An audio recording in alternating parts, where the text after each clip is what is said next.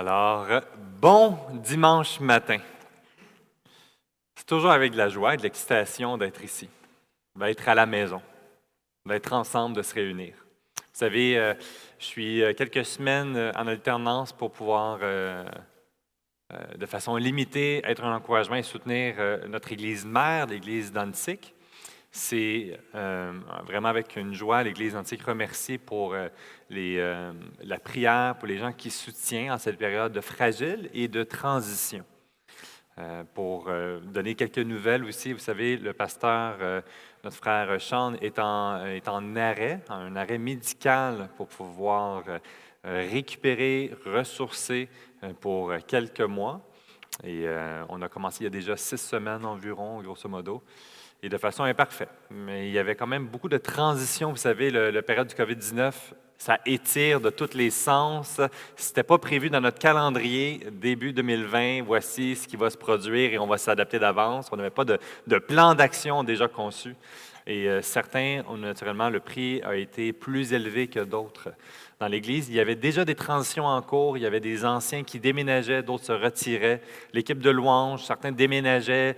Et ça l'a amené que dans la période du COVID-19, eh bien, l'équipe du Conseil des anciens ont passé de 3 à 1 et 4 conducteurs à aucun conducteur d'adoration. Alors, sans parler de tous les défis technologiques qu'il y avait pour juste offrir un service en ligne, ils n'étaient pas prêts pour ça. Alors, c'est sûr qu'au niveau de la charge, hein, c'est très demandant, la pression qui en est reliée aussi. Alors, présentement, on voit des petits fruits, on voit une équipe de louanges qui est en train de s'organiser. Il y en a un conducteur qui est venu soutenir et que depuis le mois de mars, il est là semaine après semaine pour conduire. Alors, on sait que le ministère, ce n'est pas un petit sprint où est-ce qu'on doit se vider et mourir à la tâche en quelques semaines, mais c'est un marathon, c'est du long terme. Alors, présentement, on prie pour un autre conducteur de louange, une équipe qui est en train de faire apprendre à jouer ensemble. Il y a la technologie, le premier service. J'enseigne une prédication pour être un encouragement pour nos frères. Et ce que j'apprends à la fin, c'est que l'Internet n'était pas bon, donc ça n'a pas été diffusé. Alors, c'est bon, ça nous garde humbles. Mais on trouve des solutions assez rapidement. Alors là, il y a une équipe qui est en place, qui est en train de s'améliorer de plus en plus avec le fonctionnement d'enregistrement et diffusion pour l'Église antique. Et on voit que les bugs techniques, il y en a partout. Hein. Ça, c'est la technologie. Ça nous sanctifie et ça reste dans un esprit d'humilité. Alors, c'est vraiment une joie de pouvoir être ici. Pour ceux aussi qui ont posé des questions, mon petit garçon Mathias, deuxième opération il y a 3-4 semaines. L'opération s'est bien déroulée. Ils ont bel et bien vu qu'il y avait une problématique. La première opération n'a pas fonctionné. La peau avait refermé même presque plus qu'auparavant pour son système urinaire. Alors, la deuxième opération plus agressive afin de bien dégager la voie pour que l'urine puisse bien s'écouler correctement et protéger les reins. C'est toujours la question, il ne faut pas que l'urine remonte puis que ça fasse fléchir les reins. Alors, ça a été très intense après l'opération et présentement, on célèbre, on remercie le Seigneur parce que la douleur, elle a cessé.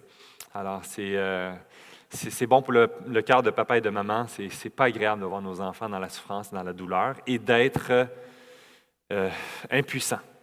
On voudrait dire, je veux transférer, je veux prendre la douleur sur moi, mais on ne peut pas. Alors là, on est forcé de pouvoir se confier en Dieu. C'est un concept qu'on connaît très bien. Hein? Faites connaître tous vos soucis à lui seul et qu'on puisse se confier à lui qui est souverain. Mais dans la pratique, c'est difficile et ça nous fait souffrir. Et on peut expérimenter sa grâce et son amour pour notre famille. Alors hier, on a fait une fête pour la famille. On a fait la fête du pipi numéro 2.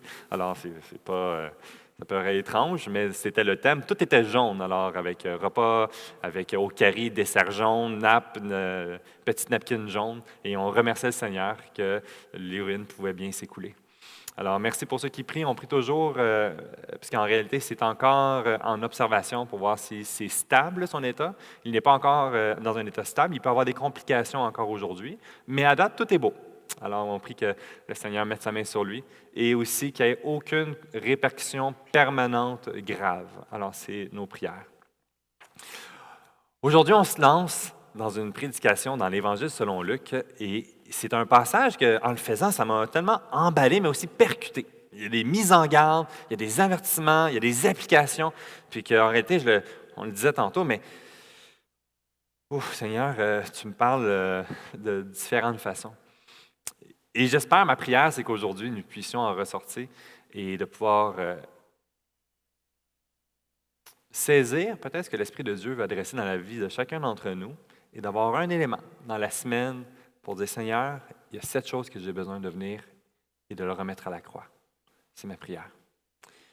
Dans ce passage, nous allons voir dans l'Évangile chapitre 22. La section, c'est le verset 54 à 62. Le fameux épisode particulier du reniement de Pierre qui va se produire durant la mise en accusation de Jésus. On va l'observer ensemble, on va le contempler et aussi on va voir la gravité de cette situation bien particulière. On va le voir ici à travers cette période de reniement, d'épreuve, deux extrêmes bien particulières. De la gravité,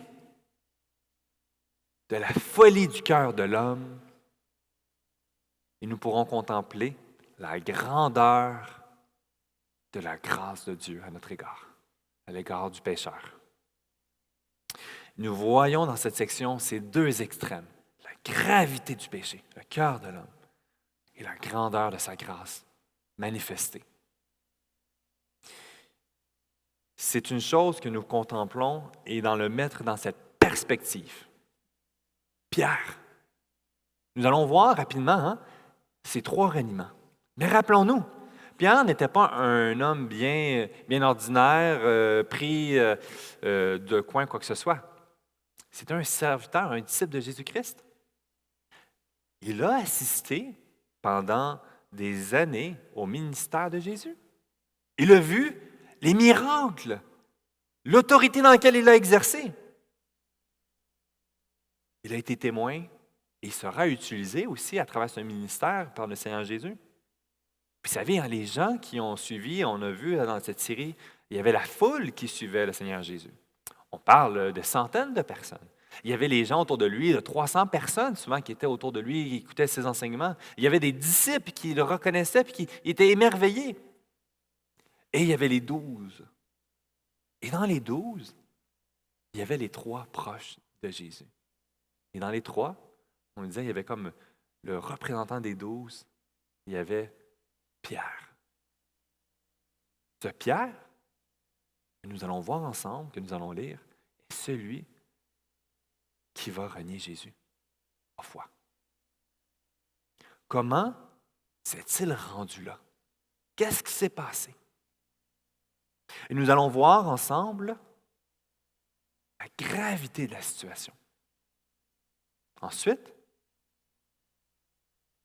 à travers cette histoire, désobéissance, même de rejet, à quel point c'est lamentable, c'est triste. Mais c'est aussi une histoire d'espérance. La grâce de Dieu va se manifester d'une façon incroyable. Et finalement, à quel point ce récit bien important est une histoire à retenir et à appliquer pour la vie de chacun d'entre nous. Lisons ensemble l'Évangile selon Luc, chapitre 22, les versets 54 à 62, qui dit: Après avoir saisi Jésus, ils l'amenèrent et le conduisirent dans la maison du souverain sacrificateur. Pierre suivait de loin. Ils allumèrent du feu au milieu de la cour et ils s'assirent. Pierre s'assit parmi eux.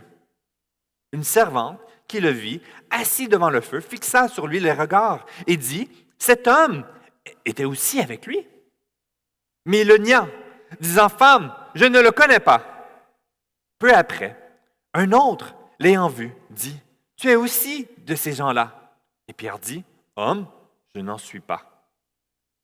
Environ 1 heure plus tard, un autre insistait, disant: Certainement cet homme est aussi avec lui, car il est galiléen.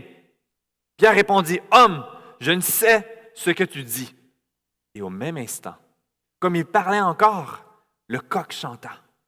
Le Seigneur, s'étant retourné, regarda Pierre, et Pierre se souvint de la parole que le Seigneur lui avait dite: Avant que le coq chante aujourd'hui, tu me renieras 3 fois. Étant sorti, il pleura amèrement. Prions. Seigneur Dieu, aujourd'hui, on vient encore dans ta présence, non par redondance, non par rituel, mais parce que nous reconnaissons que nous avons besoin d'être attachés à toi, de se laisser instruire par ta parole. Et qu'aujourd'hui, à travers cette section bien particulière, dans l'épreuve et l'échec de Pierre, elle est jusqu'à renier 3 fois son maître, le Christ. Que nous puissions être à l'écoute avec humilité, non par un esprit de jugement en s'élevant, se disant à nous-mêmes que ce serait si facile et si évident qu'on ne ferait jamais ça, mais de reconnaître notre propre fragilité et d'être à l'écoute de ce que ton esprit veut adresser et redresser dans la vie de chacun d'entre nous. Accompagne-nous dans l'exploration de ce passage et adresse ce que tu désires dans ton peuple. Amen. Alors, dans cette première section ici, nous allons survoler le contexte de cette histoire lamentable. Remettons-le donc dans cette perspective. Comme on le dit plus tôt dans la conclusion, Pierre était bel et bien un des disciples proches de Jésus, témoin, participatif. Pierre, le premier des 12. Et comme Nicolas l'a dit, dans le repas, il sera témoin des enseignements de Jésus, des mises en garde de Jésus. Il sera témoin dans cette période d'une situation, d'une histoire qui va venir chambouler sa compréhension, ses concepts de ce qui devait réellement se produire selon lui. Vous savez, toujours dans cette attente, on le répète plusieurs fois, mais il était annoncé aussi. Messie, le roi, viendra restaurer son royaume. Alors, naturellement, à sa compréhension, on s'en vient, ça l'arrive, la restauration du royaume, la libération politique, rejeter la domination romaine. Il va venir triomphant, glorieux. Et qu'est-ce qui se produit? Le contraire. C'est complètement l'inverse qui se produit. Sa compréhension et ses attentes et son excitation qui s'est construite plus à l'avancée avec le ministère de Jésus. Et là, c'est le triomphe de Jésus? Non, c'est le contraire. Ça commence au verset 47 avec la trahison de Judas. L'un des 12 va discrètement s'entendre pour faire arrêter Jésus, le trahira. Versets 52 à 54, qui va l'amener à l'arrestation du Seigneur Jésus. Et c'est le contraire d'une entrée triomphale. Où sont les anges? Où est l'armée céleste? Jésus se laisse faire. Qu'est-ce qui se passe? Pourquoi? Durant la nuit. Et ça met en lumière tout ce processus. Autant tout le concept de Pierre qui s'effrite, mais aussi toute l'injustice dans laquelle Jésus est en train de subir. Dans la nuit. Précipité comme ça. C'était pas organisé parce que naturellement, l'occasion que Judas venait d'offrir, qui était tant attendue, se produit maintenant. Et ici, donc, avec cette occasion, ils vont s'empresser pour l'arrêter. Et on le voit dans un processus plus ou moins bien expliqué. Ici, c'est sommaire, mais il y a une démarche afin d'essayer de rendre légal et conforme tout ce processus injuste et illégal. Ils avaient des règles à respecter. Dieu avait donné dans la loi des préceptes et une procédure. Ça devait se faire de jour. Ça devait être respecté en étapes de premièrement que la foule puisse pouvoir confronter et exposer le crime, le délit fait par la personne qu'on lui reproche. Dans les villages, dans les villes, on parlait que ça pouvait être 120 personnes qui se réunissaient et prenaient le temps pour exposer et démontrer la faute commise par la personne. C'est ce que nous voyons dans la première tentative lorsque Jésus sera mis, premièrement, à portée dans la maison du souverain sacrificateur Anne. On en a parlé il y a plusieurs mois dans la série de Luc. On voyait deux souverains sacrificateurs, tandis que ce que nous savons, c'est qu'il y a juste un qui est élu à la fois. Mais dans la période que nous nous retrouvons, il y en a deux.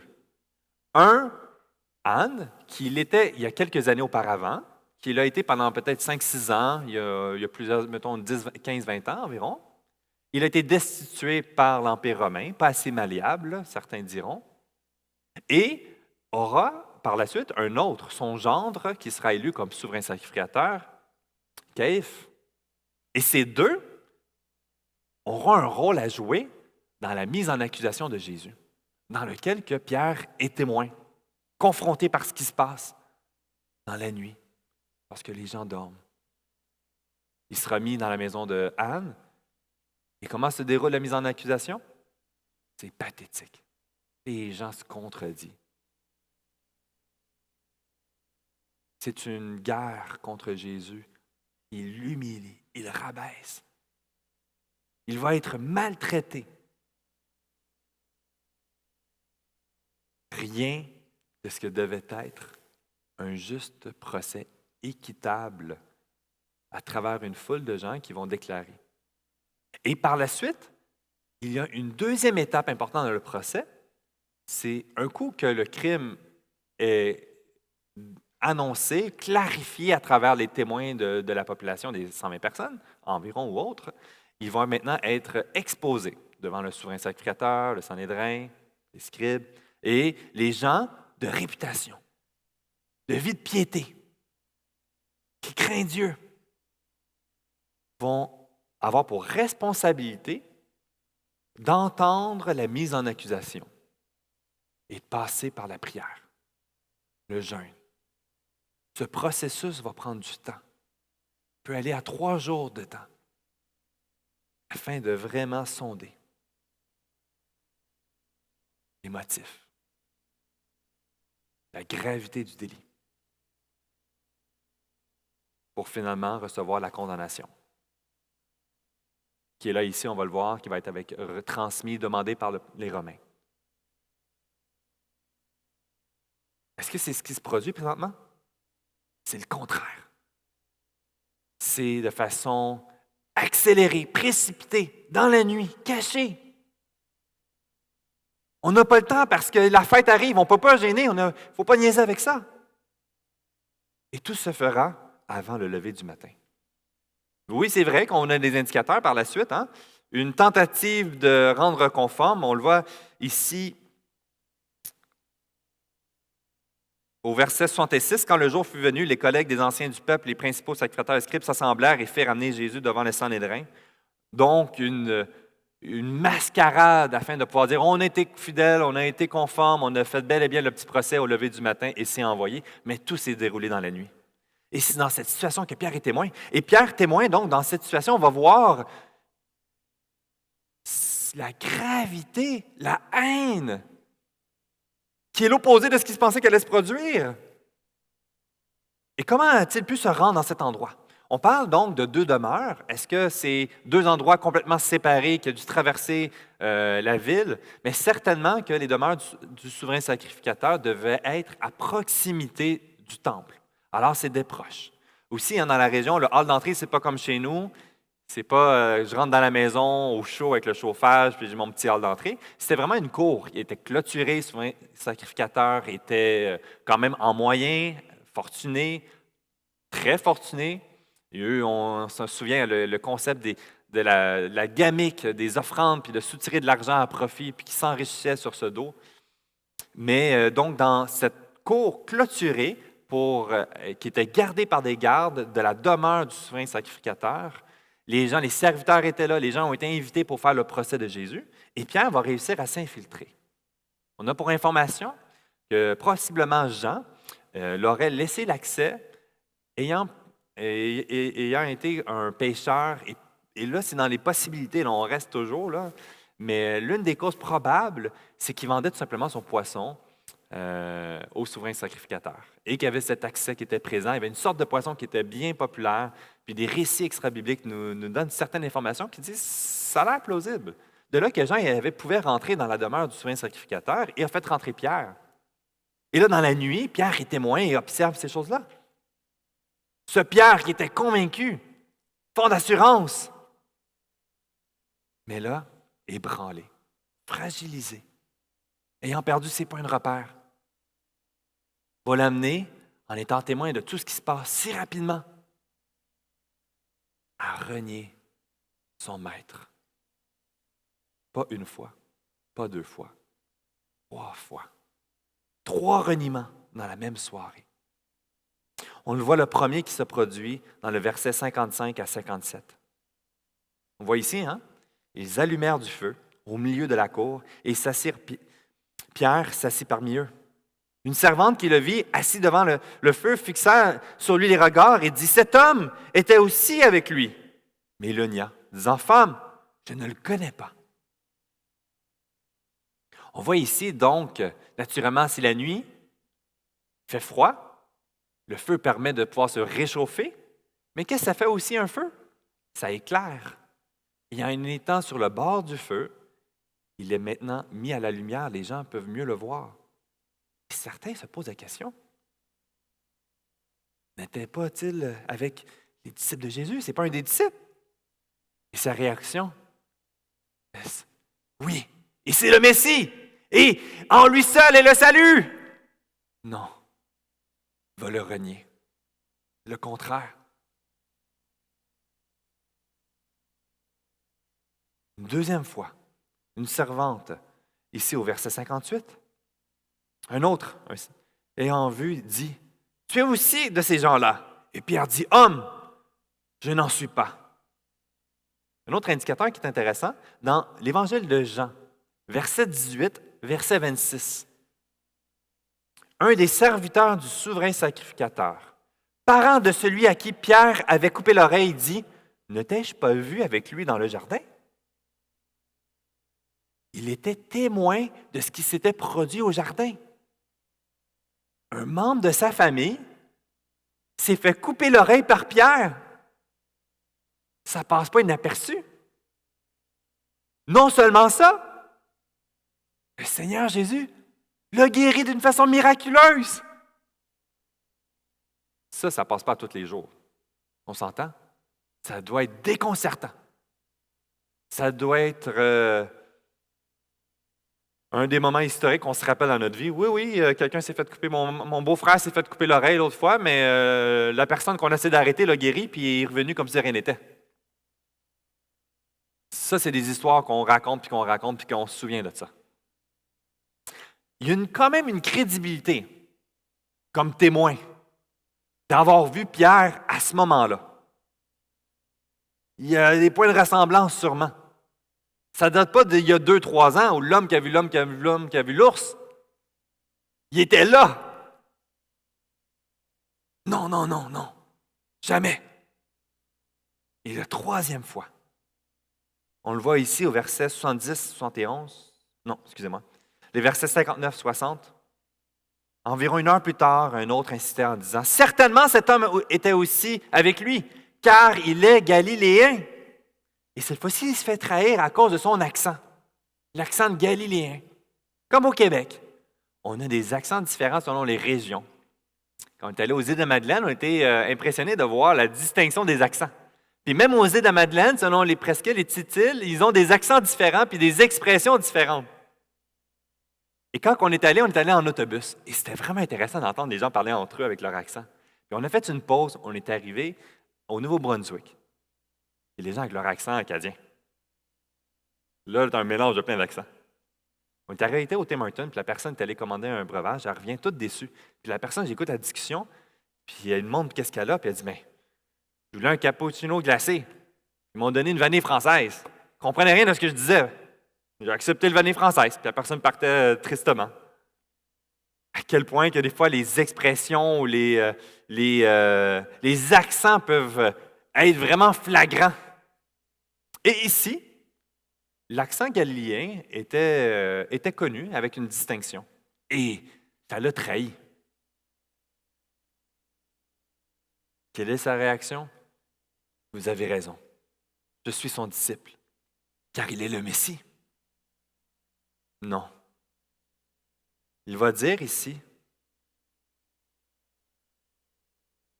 verset 60, « Homme, je ne sais ce que tu dis. » Mais Marc, l'Évangile de Marc, chapitre 14, versets 70-71, nous donne une information avec précision. Ce n'est pas un simple « non », timide. Dans Marc, chapitre 14, versets 70-71, nous dit « Peu après ceux-ci étaient présents, dit encore à Pierre, « Certainement que tu es de ces gens-là, car tu es galiléen. » Alors Pierre commença à faire des imprécations et à jurer, « Je ne connais pas cet homme dont vous parlez. » Non seulement en étant confronté, rejette son affiliation à être un disciple de Christ, à aucun moment il va même prononcer le nom de Jésus. Cet homme, en se dissociant complètement. Et à la troisième réaffirmation de s'affilier à lui, il le renie à travers des imprécations et à jurer. Vous savez à quel point c'est grave?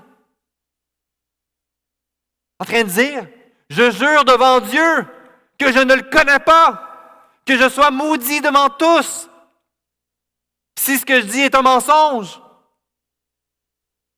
Devant Dieu. À quel point son reniement est allé dans une gravité de plus en plus, en s'éloignant complètement, en rejetant Christ comme étant son maître, en jurant devant Dieu lui-même.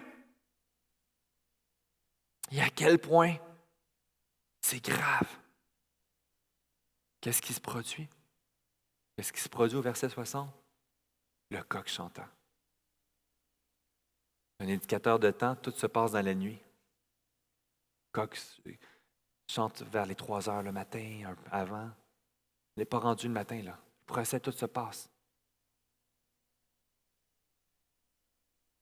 Et Jésus, verset 61, le regarda. Et ça, c'est un point important.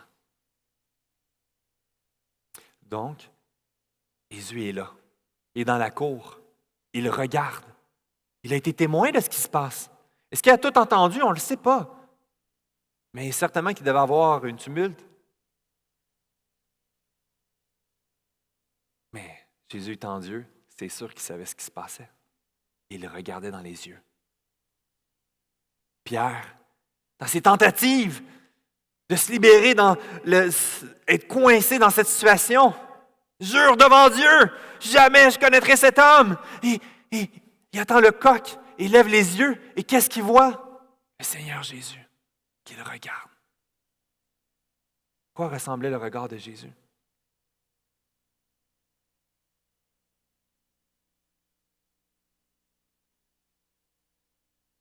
Il est sûrement amené de la demeure de Anne vers Caïphe, en étant humilié, rabaissé, comme un voleur dans la nuit. Et dans la cour, il voit Pierre, en train de faire les imprécations contre Dieu. Et Pierre se rappela que Jésus avait dit. Et il pleura amèrement, au fond du cœur, confronté par la gravité de son péché, la gravité de sa folie. Et l'histoire arrête là. Et on continue sur l'histoire de Jésus. Elle arrête dans un point critique, pathétique. Pierre, celui qui est reconnu devant tous. Parce que Jésus, qui dites-vous que je suis? Pierre fut le premier. Tu es le Christ, le Messie.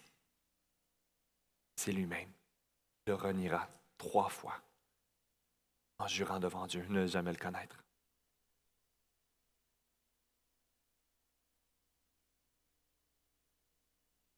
On peut sortir de l'histoire maintenant et observer Jésus avant et après.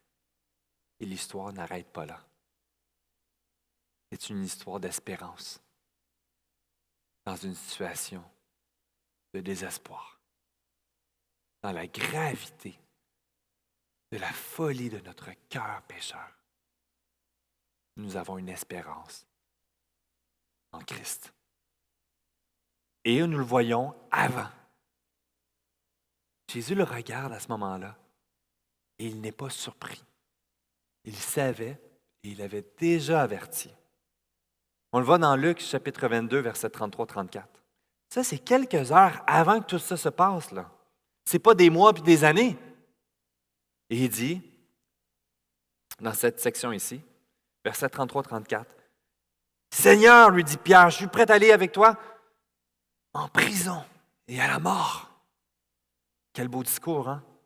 Et Jésus lui dit quoi? « Wow, je suis tellement impressionné. » Non.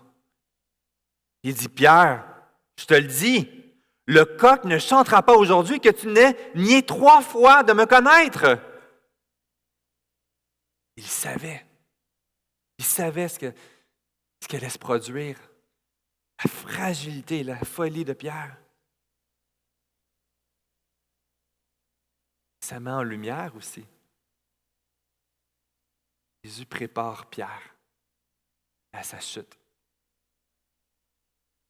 Il met en garde. Jésus va reprendre Pierre à plusieurs reprises. Matthieu chapitre 16, versets 21-23. Pierre, une autre occasion, lui dit, ayant pris à part, Jésus est en train de l'instruire, ses disciples, sur ce qui va se produire.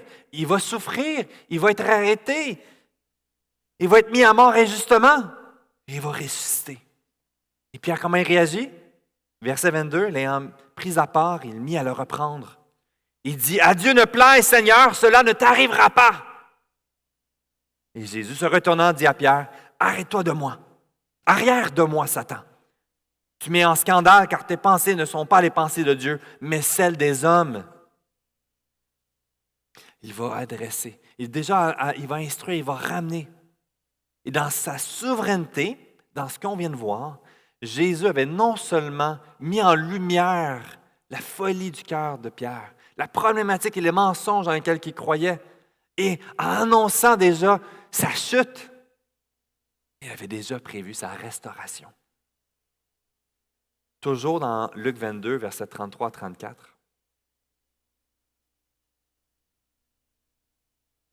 Juste avant, dans le verset 31-32, Jésus dit, « Simon, Simon, Satan vous a réclamé pour vous cribler comme le froment. Mais j'ai prié pour toi, afin que ta foi ne défaille point. Et toi, quand tu seras converti, affermis les frères. » Wow! Dans sa souveraineté, il a déclaré qu'il allait tomber, qu'il allait le renier 3 fois. Il l'a repris. Mais il avait déjà annoncé avant qu'il allait l'utiliser pour affermir les frères, qu'il allait le restaurer, qu'il allait l'affermir et que Christ sera pleinement glorifié. Wow! À travers le regard de Jésus, cela met en lumière la fragilité de Pierre et la fidélité de Christ en toutes circonstances. Dans ce moment bien particulier de transition, Jésus avance et accomplit parfaitement tout ce qui a été déclaré d'avance dans Ésaïe, dans ce qu'il a instruit dans ses enseignements. Sans broncher, fidèle en toutes choses. Pendant qu'il regarde Pierre, lui, le premier des 12, faillir, échouer, renier. On a cette transition de l'échec lamentable et l'accomplissement de l'œuvre de Christ parfait. Dans une tempête de souffrance, d'attaque, de persécution. Des gens, c'est une guerre qui est présente, de mettre à mort le plus vite possible celui qui se dit être le Messie. Nous verrons par la suite, Christ va restaurer Pierre. Et dans ce discours qu'il aura lorsqu'il reviendra à la vie. On va dans Jean 21. Jésus dit à Simon-Pierre, « Simon, fils de Jonas, m'aimes-tu plus que que ne m'aiment ceux-ci? » Il répondit, « Oui, Seigneur, tu sais que je t'aime. » Alors Jésus lui dit, « Paie mes agneaux. » Seconde fois, « Simon, fils de Jonas, m'aimes-tu? » Et Pierre lui répondit, « Oui, Seigneur, tu sais que je t'aime. » Le Seigneur lui dit, « Paie mes brebis. » Il lui dit pour la troisième fois, « Simon, fils de Jonas, m'aimes-tu? » Et Pierre fut attristé de ce qu'il avait dit pour la troisième fois, « M'aimes-tu? » Et il lui répondit, « Seigneur, tu sais toutes choses. Je te le dis. »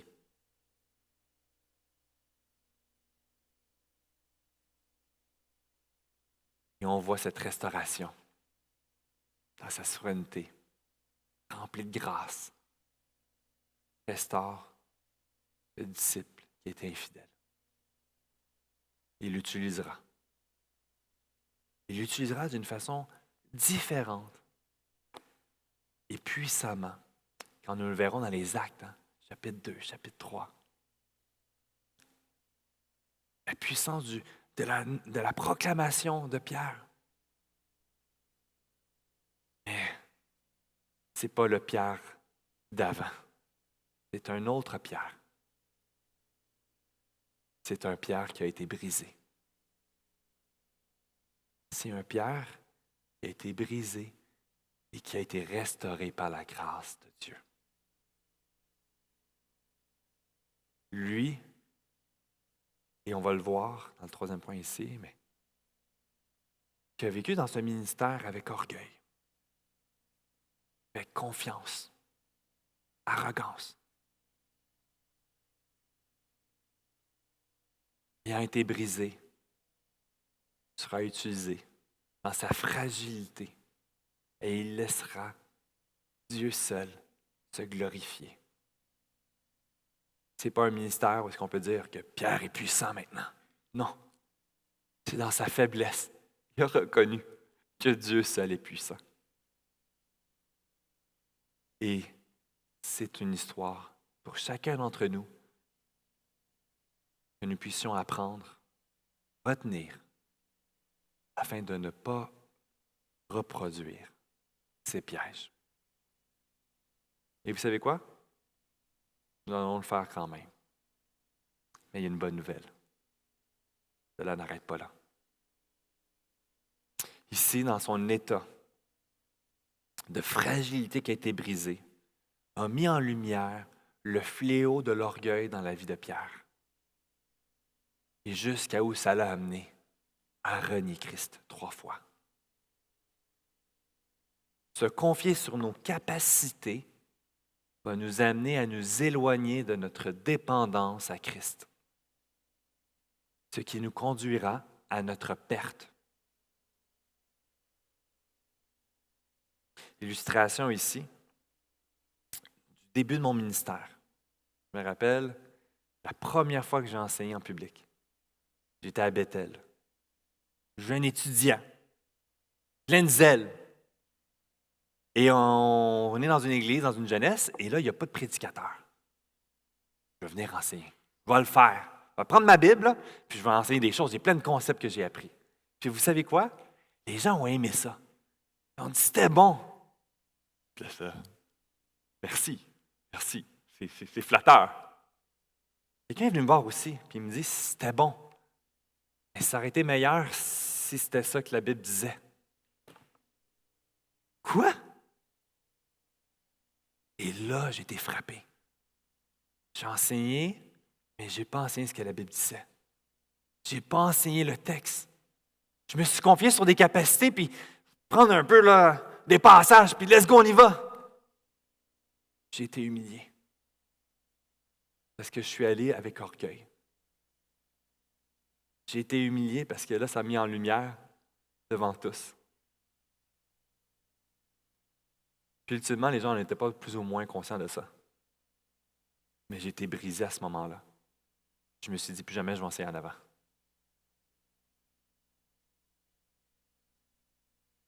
Mon orgueil m'a amené à me confier sur mes capacités pour venir apporter ce passage-là. Et ensuite, mon orgueil à rejeter de pouvoir apporter à nouveau et d'en prendre. Je me suis disqualifié. Je ne voulais plus rien savoir. Et ça met en lumière ici, puis on va voir l'apôtre Pierre. Le fléau de l'orgueil à travers notre arrogance. Je suis. Matthieu 16, 22. Un passage, là, on va le revoir, il y a tellement de choses, mais l'arrogance qu'on voit ici quand que Pierre prend à part notre Seigneur Jésus pour le reprendre. Ça n'a aucun sens. Et il l'a repris pour l'instruire, Jésus. Tu ne sais pas, ça n'a pas de sens. Et dans notre arrogance, nous sommes convaincus qu'on sait c'est quoi qui est les bonnes choses. L'arrogance de la jeunesse qu'on dit. On est jeune, début vingtaine, puis on sait tout. On ne fera pas les mêmes erreurs que les plus vieux. Nous, ça va aller plus vite. L'arrogance aussi des gens plus âgés. À cause que j'ai de l'âge, je sais tout. Je sais comment ça marche. On ne me dira pas quoi faire. Le piège de l'arrogance qui transcende la culture, qui transcende l'âge, mais qui guette à s'enraciner et à se développer dans notre vie. À travers l'orgueil, on développe l'arrogance, on peut développer aussi la suffisance, l'autosuffisance. Je peux. Je suis capable. Luc 22, 33 nous dit, Seigneur, lui dit Pierre, je suis prêt à aller avec toi, et en prison, et à la mort. Convaincu que la capacité, la foi qui prend, le zèle. Et en se confiant sur nos capacités, on va s'acharner dans des situations qui ne nous appartiennent pas. Et on va vivre de l'anxiété, du découragement, de l'amertume. On va souffrir aussi longtemps qu'on va s'acharner à essayer de contrôler la situation qui, ultimement, n'était pas à nous de contrôler. Le troisième point, je sais. Pas enseignable. Oui, je le sais. Pourquoi ça me fait souffrir? Pourquoi telle situation? On va lire la Bible. Je sais ce que la Bible a dit concernant ça. Tu aimeras ton prochain. Ben oui, j'aime mon prochain. Voyons. L'orgueil de la connaissance et de perdre l'émerveillement de la simplicité et la beauté de l'Évangile, la profondeur de la parole. Et que 50 ans plus tard de vie chrétienne, nous puissions dire encore, j'ai tant à découvrir de la parole. Mon constat, à la fin d'avoir fini mon bac, c'est que je ne savais pas grand-chose. J'ai compris des concepts de base qui m'amènent à voir que finalement, ça, je ne saisis pas encore. Ça, je ne saisis pas encore. Il y a tellement de profondeur, il y a tellement de richesse. Mon orgueil pourrait dire, voici mon papier. Mais ultimement, mon papier met en lumière que je ne connais pas grand-chose. Et encore, j'ai besoin d'être émerveillé par la richesse et la sagesse de Dieu. Et là, on peut poursuivre, on peut faire un doctorat, ça ne va jamais nous amener à un contentement de la sagesse, mais plutôt une soif, un émerveillement. Ici, dans cette histoire, on le voit, le danger de l'arrogance, de la suffisance et de ne pas être enseignable. Cette épreuve dans laquelle il a vécu a été une occasion de mettre en lumière sa chute, sa perte et comment réagir. Nous serons tous éprouvés ou nous avons tous été éprouvés à des situations différentes. Et ça produit la tristesse, la souffrance. Et on peut soit s'éloigner de Dieu ou s'attacher à lui. On a eu avec notre frère Dan Turton, Daniel, la semaine dernière, le modèle de Judas. Il a trahi. Il a été triste. Il a pleuré. Mais il s'est éloigné. 2 Corinthiens, chapitre 7, verset 10. Retenez ça. 2 Corinthiens, chapitre 7, verset 10. En effet, la tristesse selon Dieu produit une repentance à salut, dont on ne se repent jamais, tandis que la tristesse du monde produit la mort. La tristesse selon Dieu produit la repentance et la tristesse du monde produit la mort.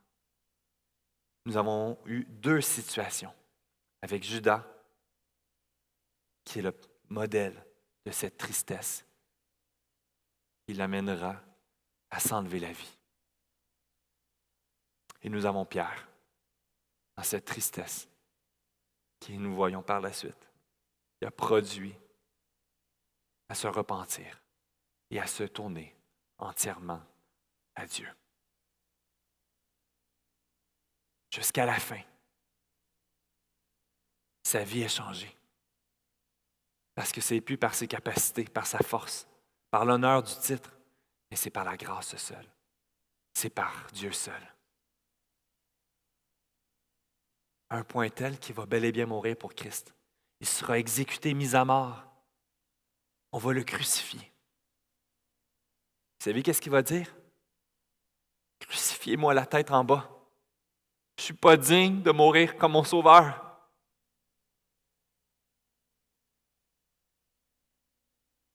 Sa vie a été changée par la grâce de Dieu.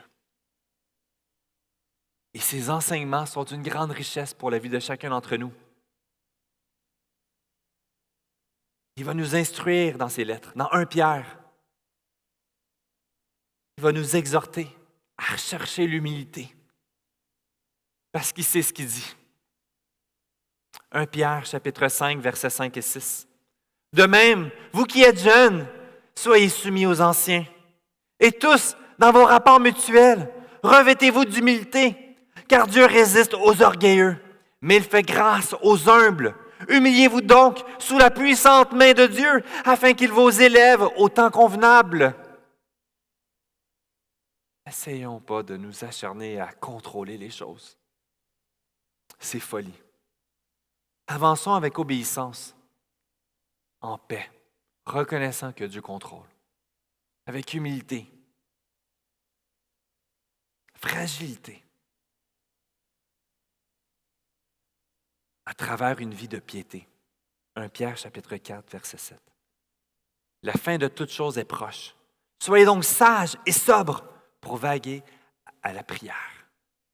Lui qui dormait, parce que le Seigneur Jésus a exhorté de veiller puis être en prière parce que le moment arrivait. Lui qui avait banalisé l'importance à ce moment-là, nous exhorte à quel point que nous ne pouvons nous permettre de banaliser l'urgence, de rester attachés à Christ. Usons nos genoux et prions les uns pour les autres. Veillons à travers une vie de piété, en laissant Dieu seul agir. 1 Pierre 4, verset 11. Si quelqu'un parle, que ce soit comme annonçant les oracles de Dieu, si quelqu'un remplit un ministère, qu'il le remplisse selon la force que de Dieu communique, afin que toute chose, Dieu soit glorifié par Jésus-Christ, à qui appartiennent la gloire et la puissance au siècle et des siècles. Amen. Dieu seul, par lui seul et pour lui seul. Laissons-le lui contrôler. Avançons avec obéissance. On a des plans, ça peut s'écrouler. On a des compréhensions de comment l'Église devrait être. Et cherchons à rester fidèles, attachés à sa parole. Et reconnaissant que Dieu a le dernier mot. On va être éprouvé. Ça va être difficile. Et Dieu y sait. Et il n'a pas dit son dernier mot. Avec humilité, à travers la prière, soyons fidèles et avançons en laissant lui ouvrir les sentiers.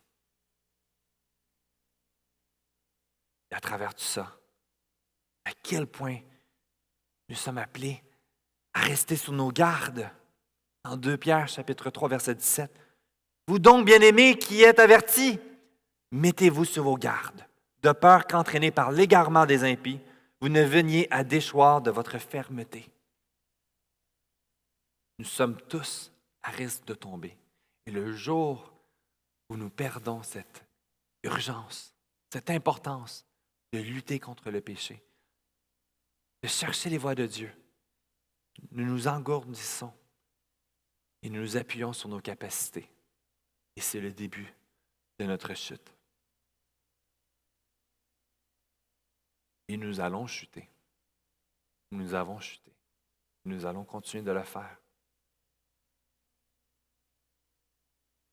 Car cette lutte au péché va se poursuivre jusqu'au jour où Christ viendra nous chercher.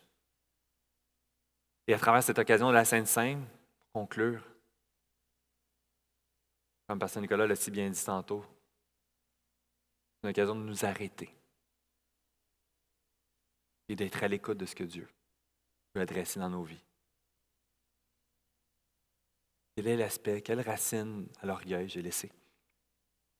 Qu'est-ce que j'ai besoin de remettre à Dieu?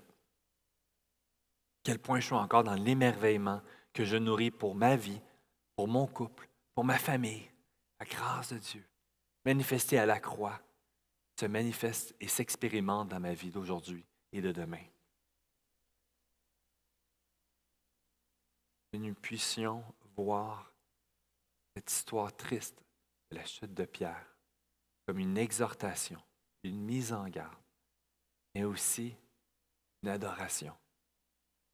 Le Seigneur Jésus, préparé d'avance son plan de restauration, et qui va l'utiliser puissamment.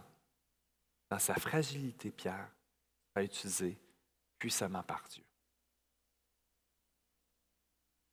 Donne 3 questions à méditer dans la semaine.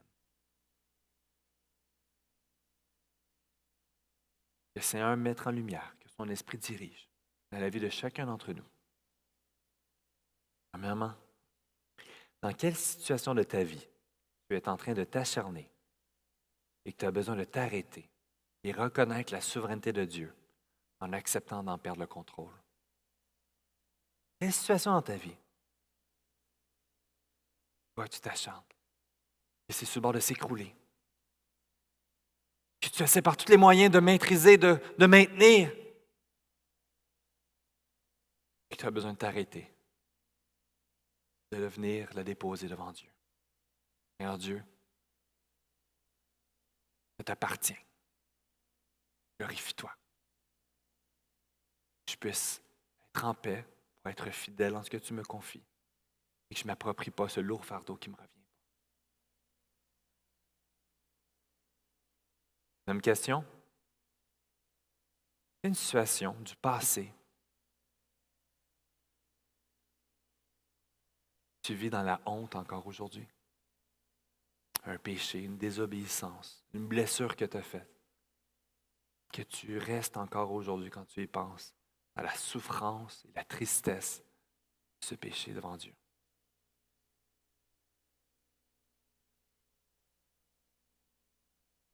Afin que tu puisses t'approprier cette restauration, comme Pierre a vécu.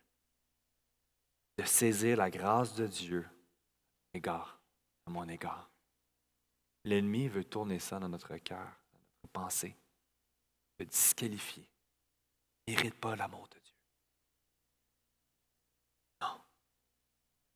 À travers une sincère repentance, tu peux expérimenter le pardon complet de Dieu. Libéré de cette honte, me poursuit. Quel aspect de mon orgueil je laisse grandir dans mon cœur et j'ai besoin de confesser à Dieu? Comment l'orgueil s'enracine, dans lequel j'ai besoin de lutter jour après jour, semaine après semaine, mois après mois, l'autosuffisance, la connaissance, l'arrogance. Si rapidement comme ça, tu dis, bah, moi, je n'ai pas besoin de rien de ces 3-là, c'est correct. Ça te donne déjà un point de départ à travailler. À travers l'humilité. On ne cherche pas des bébites pour des bébites. Mais on cherche à développer cette culture d'humilité, de dépendance à Dieu, qui, à travers notre fragilité, va se glorifier.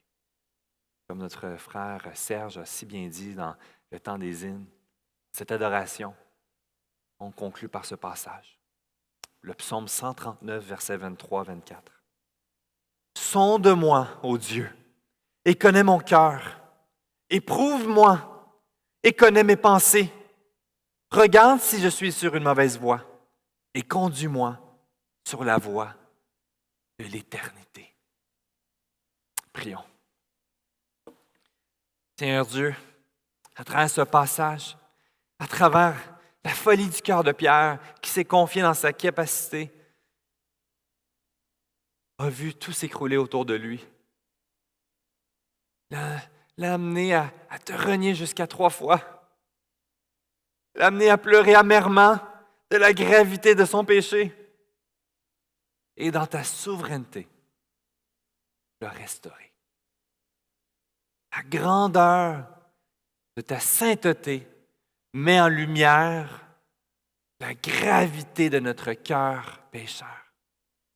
Et la grandeur de ta grâce permet de pouvoir expérimenter la beauté, la pertinence, l'urgence de s'approprier ce Dieu saint, mort à la croix.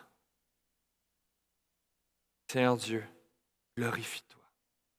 Seigneur Dieu, nous voulons nous confier, nous abandonner entre tes mains seules, loin de là de nous approprier par nos capacités, mais nous abandonner. Que nous puissions vivre cette culture de grâce, d'humilité et de dépendance envers toi seul et pour toi seul. Amen.